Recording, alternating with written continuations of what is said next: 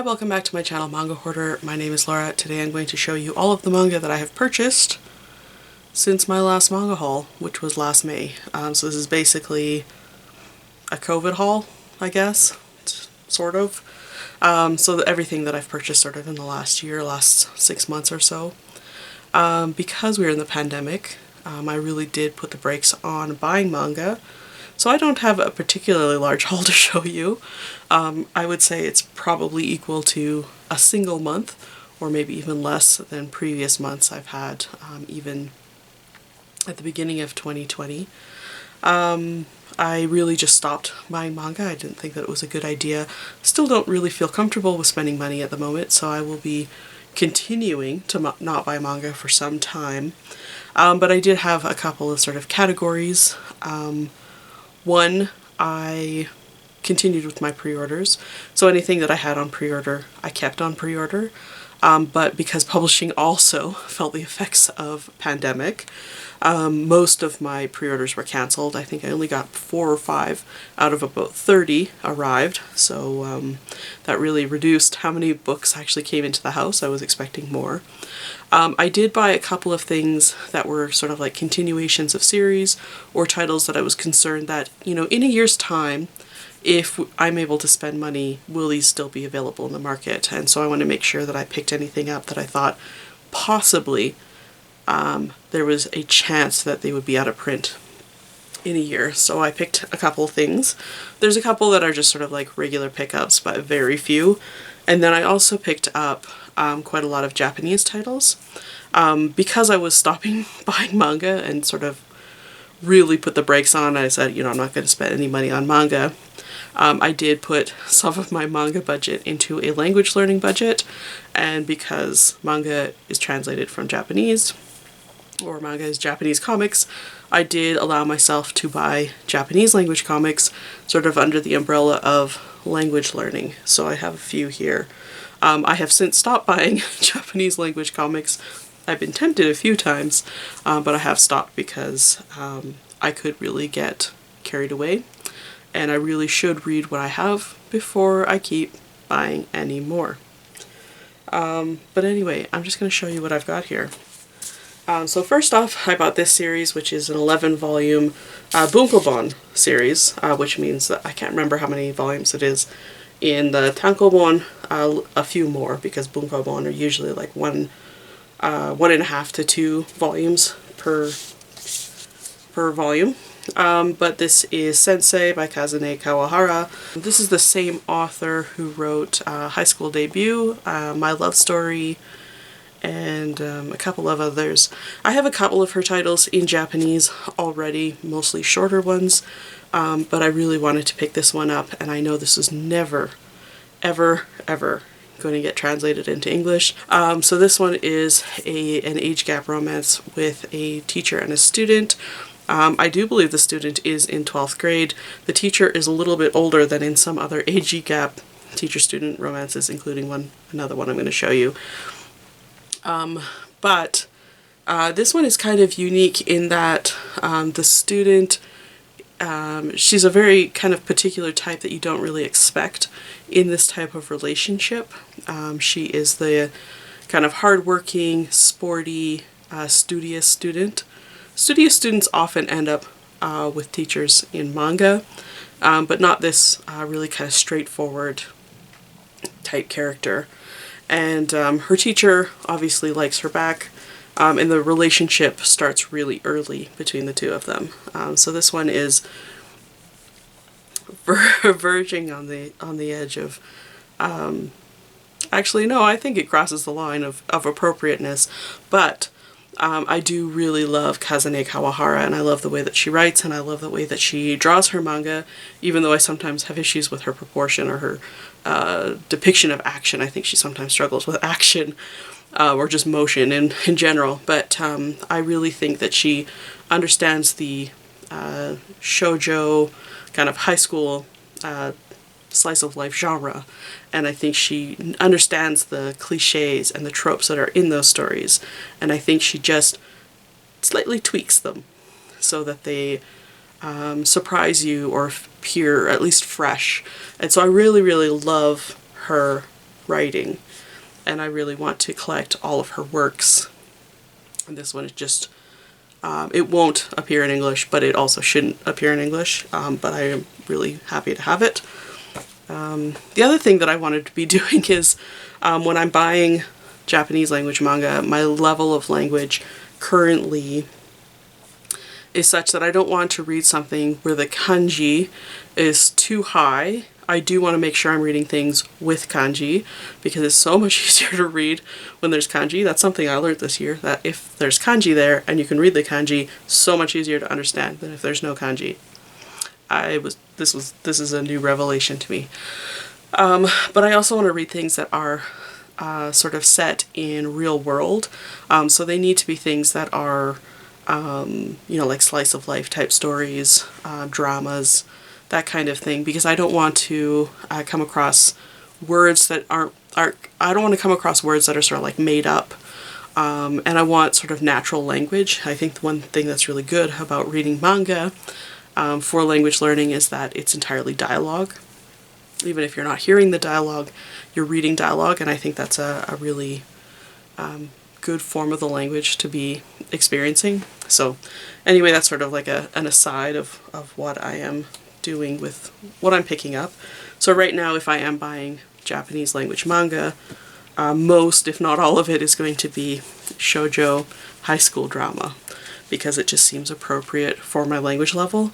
But it also means that if shoujo high school drama are coming out in English, I probably am going to skip it in favor of Japanese language manga, because the ultimate goal, in my opinion, is to stop reading in English. Or if there's any genre that I can read in Japanese, I really should be reading it in Japanese rather than paying 2, 3, 4 times as much and reading it in English. So another series that I bought, I'm not showing you all the individual covers just because they're full series, but another one that I bought and I am so pleased to have is Cipher by Minako Narita. This one is a 7-volume long bunko bon. This one is a little bit grungy. All of these books are secondhand, I think, except for a couple. It's a little bit grungy, but that's totally okay. I absolutely adore the series, and I have it in English. This is sort of based on the Steinbeck novel East of Eden, which is why I would like to be reading East of Eden this year. I think that's in an upcoming video or something. I talk about it somewhere. And it also is partly based on Hindu mythology, and so it's got this sort of really interesting mix, really deep with meaning, I think this story is, and I really love it. It also is set in 1980s New York. The characters, some of the characters are Japanese, but the characters are actually American, which is, it's so interesting to read. The Japanese perspective of Americans, particularly in the 80s, it's just really, I don't know, there's just something about that whole perspective is just so fascinating, particularly because most manga are told from the perspective of Japanese characters as well. So I just particularly think that's fascinating. So this is the story of 2 teenagers who are twins. They have been secretly sharing a life, trading off going to school, trading off going to their modeling acting jobs, and then all of a sudden there is a girl named Anise. Just looking for a cover with her on it. Oh, well, you can't, the only one that you've got is this one here, and you can't really see her face. But there's a girl in high school, and she goes up to Cipher and says, I want to be your friend, can we be friends? And through this sort of kind of abrupt introduction, she realizes that they are 2 people. She ends up sort of pushing her way into their lives, and this sort of becomes a catalyst between finding out the sort of destructive nature of their relationship and the emotional baggage that the 2 of them have, and this long standing historical hurt that happens in their family. So it's a fascinating story, it's a fantastic setting, it's great characters, I love it to pieces. I'm so pleased to have this in Japanese. If I can ever one day find it in sort of a slightly better condition or in a more original edition, I will do that. But yeah, I'm so excited to read this in Japanese for once. I got a 12+1 volume series. That's this one here. Let's see.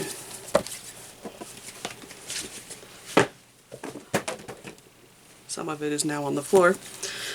So that is Kisu Yorimo Hayaku by Mecha Tanaka. Like Kazune Kawahara, I adore Mecha Tanaka. She's one of my absolute favorite modern shoujo manga artists or authors. She writes incredibly charming, innocent, wholesome relationships between characters, and she puts in these really bizarre character dynamics. You know, like she has a character like an alien character and a high schooler. They're usually high school girls. Or a reindeer and a high school girl who becomes a Santa Claus. Or, you know, like just like absolutely bizarre, bonkers stories. But the characters are always really cute. Their relationship dynamics are really adorable. They always are totally in love with each other. I love them.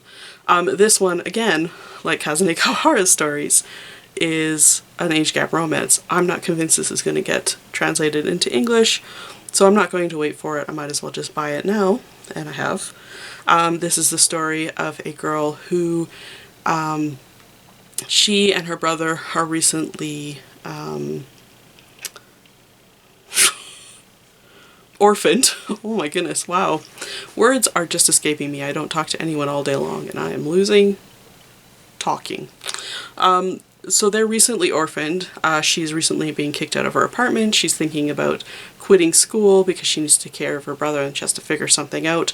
Along comes her teacher, who kind of races in to save the day, and she says, "Don't take pity on me, I don't want your pity." She's like, "But if you can promise to take care of me forever, I will accept your help." And so he does agree that. They immediately get married, and he takes care of her. But of course, he's hyper aware of the fact that there is an age gap relationship. He is her teacher, and so the title of the story is Faster Than a Kiss. So it's about this struggle that they have because they're both in love with each other. They are married to each other, but they can't touch each other. And so it's just sort of like that struggle, which makes it totally cute and adorable. And there's all these, you know, moments. There's all these relationship moments between the characters, and it's the cutest. It doesn't go quite as far as the Sensei title. And then I have, of course, the follow-up, or the conclusion, the finale, the after story, whatever it's called. And this one is called Future, Faster Than a Kiss Future. This story takes place when she is an adult, so they can finally have a proper relationship. So that's that one. I did buy 2 more Mecha Tanaka titles, so the same author as Faster Than a Kiss. I don't know anything about them, but I really do love her stories, and so I would like to collect all of her work, basically. There's a few others that are a little bit older and out of print and harder to find. I don't know if I'll be able to get them, but these ones are pretty new. This one is Boku to Emono no Yasumi. Natsu Yasumi. Yeah, and it just seems to be a short volume. It is a bunch of short stories as far as I can tell. Lots of cute relationships in it, but I don't really know what the stories are.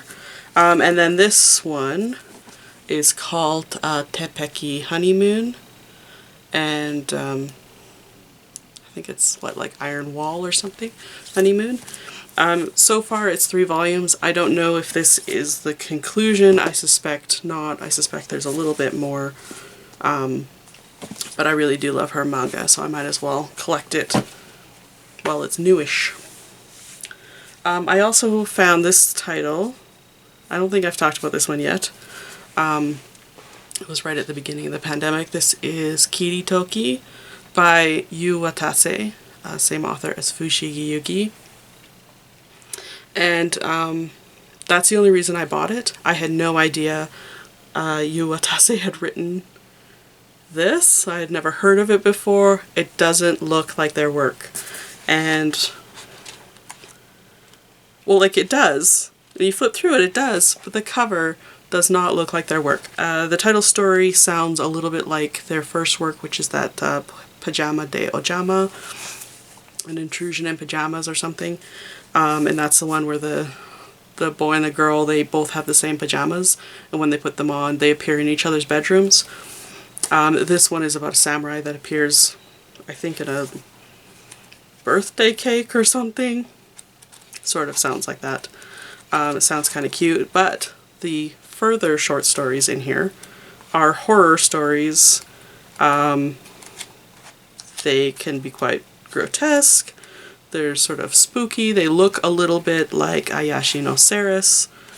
Some things are going down. Certainly something scary and monsters. Like, they're not terribly scary, but they're certainly more grotesque than most of their other work. So anyway, I was really excited to see this. I'm looking forward to reading it, but I don't know. I haven't read it at all yet, so I don't really know what the stories contain. And then my last Japanese language manga, I think, yeah, my last Japanese language manga, I was actually looking to see if I could fill in the gaps for Swan by Ariyoshi Kyoko, which was published in like 2003, 2004 by CMX, but they never finished it, and I thought, oh, now that I'm reading Japanese language manga, I would really like to finish reading that. I have a couple of series where I have finished buying the series in Japanese because it never finished in English.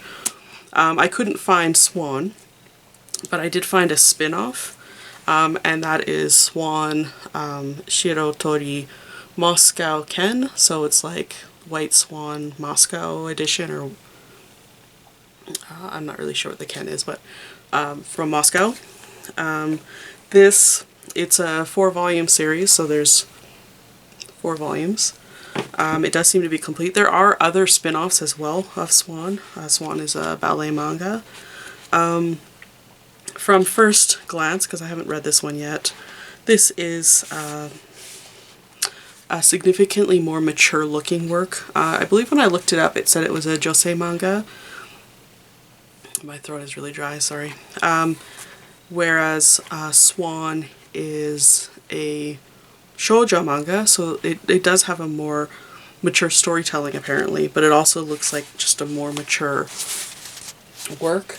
The characters are more robust, they're more solid, they're just larger, more human looking, I guess. It still has that lovely 1970s, 80s art feel, but it has lost a lot of the melodrama that you would get in that original Swan series. Like there's still some of it there, you know, like there's the intensity here, but it's just not as intense just from this initial flip through as the original Swan. I love the original Swan, but I'm also really looking forward to reading this. I'm really keen to read this. I think some of the art in it is just, it's beautiful. I really do love ballet manga because I enjoy ballet, and it's one of the weird things about me. And yeah, so I'm looking forward to reading that. And I think there is another spin-off, so maybe at some point I will pick that one up as well if I can. So those are all of the Japanese language manga that I have purchased recently. I'm really pleased with the titles. I think there's some really fun ones there. I'm looking forward to reading them. I have read some of it. I haven't read all of it yet, but I have read some of it. And I'm just really enjoying reading in Japanese lately, I think just because I am understanding a lot more than I could about a year ago. So finally I feel like there has been some progress where there hasn't been progress in probably 10 years. Kind of embarrassing to say, but really probably in 10 years I think I've been just dabbling and not realized that I was just dabbling. Anyway, I am really looking forward to the day, the hour, the moment, the minute when I can stop buying in English. That's the ultimate goal. But until then, here are some English manga that I have also purchased. First off, these are kind of like the random bits, so I'll show them first. These ones I got off of Book Outlet because I was actually buying 2 books on chapters, and I was like, I'm just going to check on Book Outlet because these are kind of old, and they had both of them on Book Outlet, so I was like, okay, I'm going to buy them here because it's cheap. I'd rather do that than pay full price. And then when I went to check out, all of these books were still in my cart, and so I just allowed it to happen. So the first of those is Shularun, Girl from the Other Side by Nagabe, Volume 8. This is just a continuation of the series. I've only read to about 4 or 5, but it is a really beautiful title, and I would like to finish collecting this one. So I was happy to get 1 volume for really cheap. I got Volume 4 of The 7 Princes of the Thousand Year Labyrinth by Atori Haruno and Aikawa Yu. I think I only need 1 more volume to complete this series, but the others in the series, the first 3, I bought secondhand. But it is nice to buy a complete series if I can, so this was pretty cheap, so I added it. And then these ones I'm quite happy to get, because I had started reading the series not actually thinking I was going to enjoy it, and actually really enjoying it and wishing I had more. Now I think the series is into the teens, so I'm going to have to do some work to catch up. But this is the Saint Seiya Saintia show, story by Masami Kurumada and art by Chimaki Kuori. This is sort of a continuation of Saint Seiya, and it is all female saints, which is really interesting, but I liked the dynamic, I liked the story, I liked kind of the interesting situation that they were in, and the powers and all that stuff, so I really had fun reading the first couple of volumes. So I got these ones, which were still available, so I have 4, 5, and 7, and I think I already had volume 6, so at least it catches me up to there, but I might be about 10 volumes behind now. My more recent purchases is Kageki Shoujo, The Curtain Rises by Kumiko Saiki. This is a pretty thick omnibus from 7 Seas. And it says on the back, Watanabe Sarasa has always dreamed of being an otoko yaku, an actress who plays male roles in an all-female theater troupe. So I think this is about girls who actually go to a school in order to learn, in order to become actors in this type of group. I can't remember what it's called, Takurazaka?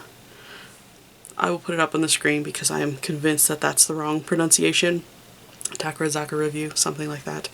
But it is a very distinctly Japanese style of theater, and I've always been really curious about reading it. I think Utena is sort of inspired by the style of theater, and this one in particular, since it's focusing on it, I really wanted to read this and check it out.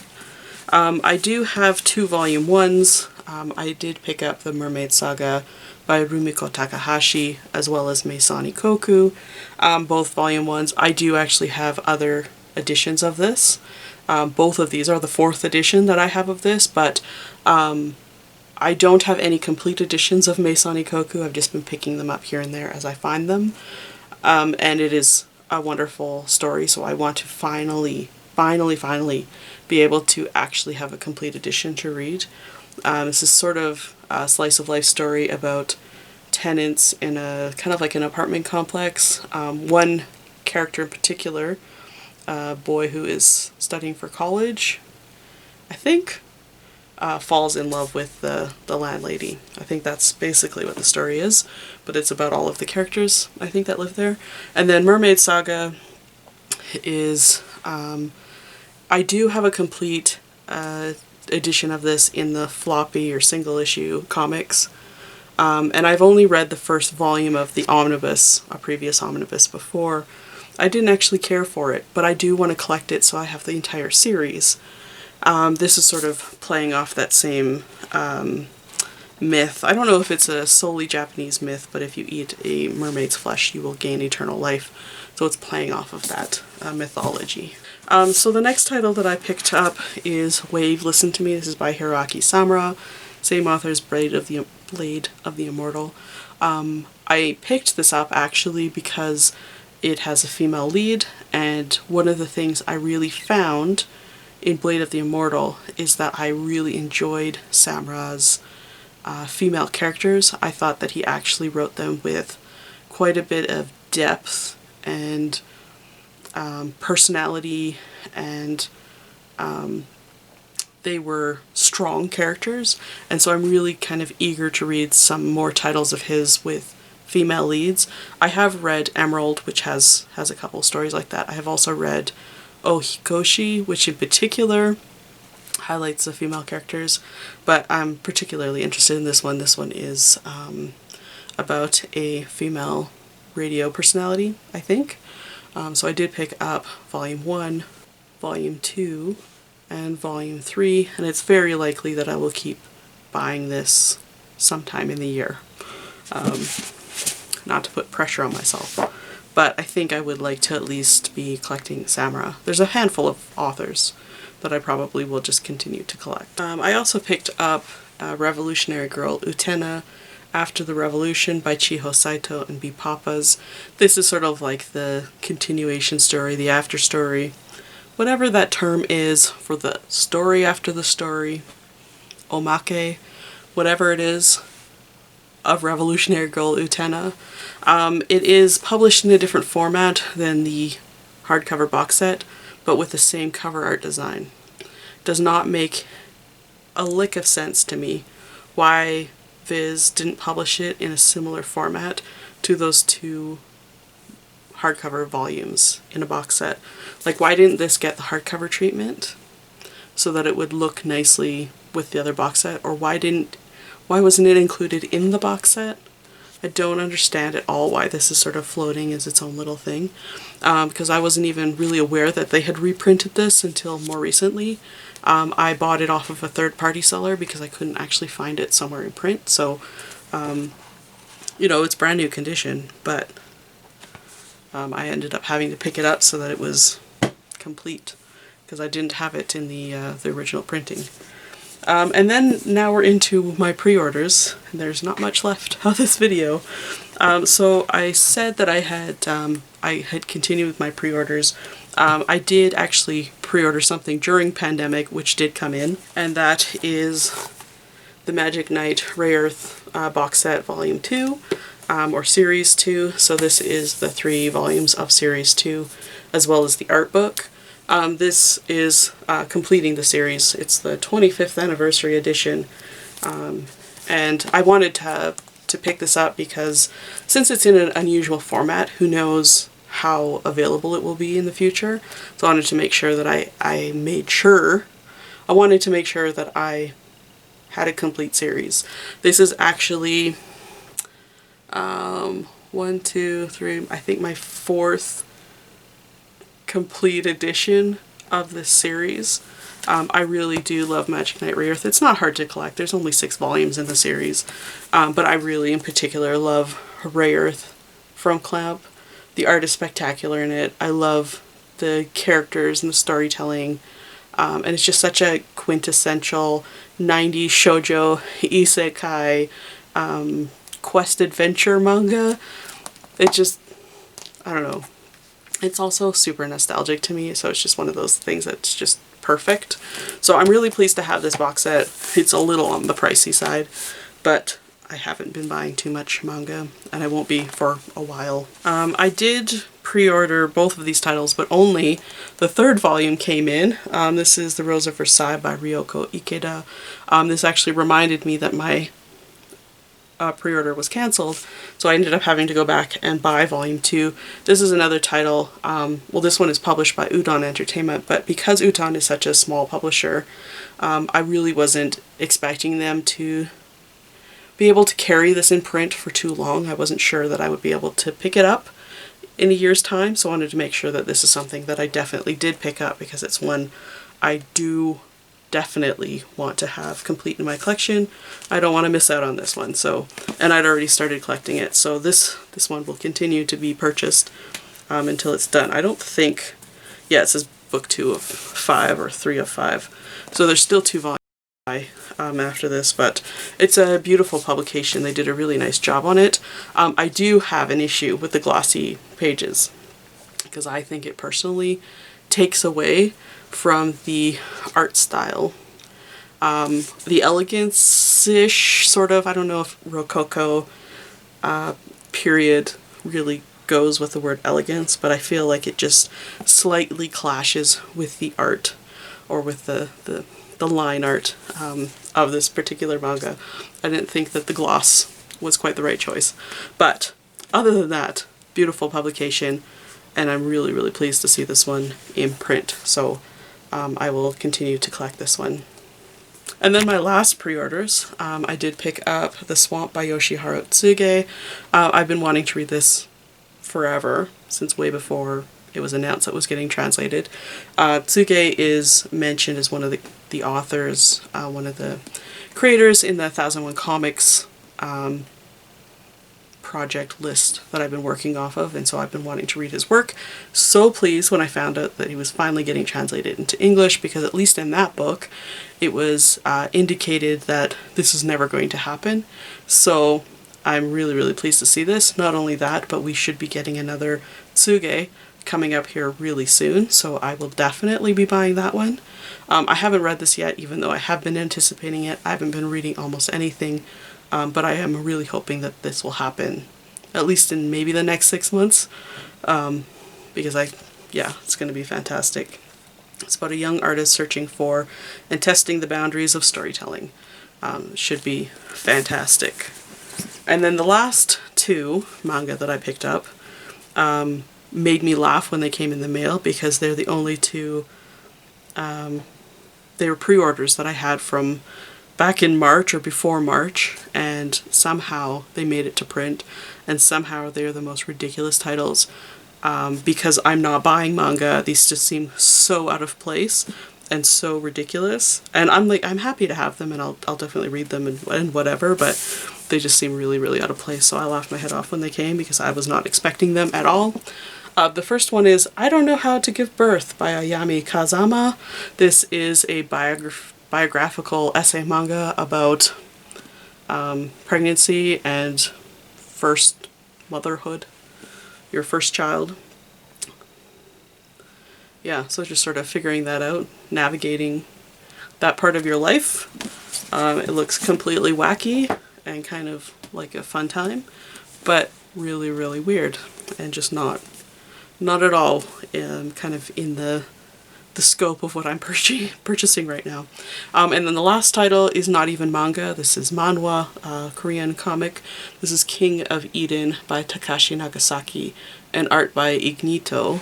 I believe it's manhwa anyway. It was originally published in Korea in 2015 by Hakusan Publishing.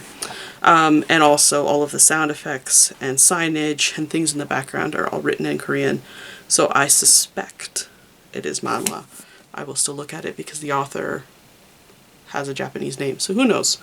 But I picked this up just because it looked kind of interesting. I was sort of experimenting with what I was reading earlier in the year, kind of just picking up everything, and I was looking for, some fun horror titles. Plus, because this could have been manhwa, or might be manhwa, that's just, we aren't getting a lot of Korean comics like we were getting back in the early 2000s. There was sort of like a little push for Korean comics, and then they seemed to kind of peter out. Like there was whole publishing houses that were, or imprints that were doing Korean comics, and they all kind of fell apart. So I am really interested in reading this. I think it'll be good, but certainly not something I would be looking at the moment. So I thought it was just really, really funny when it came in.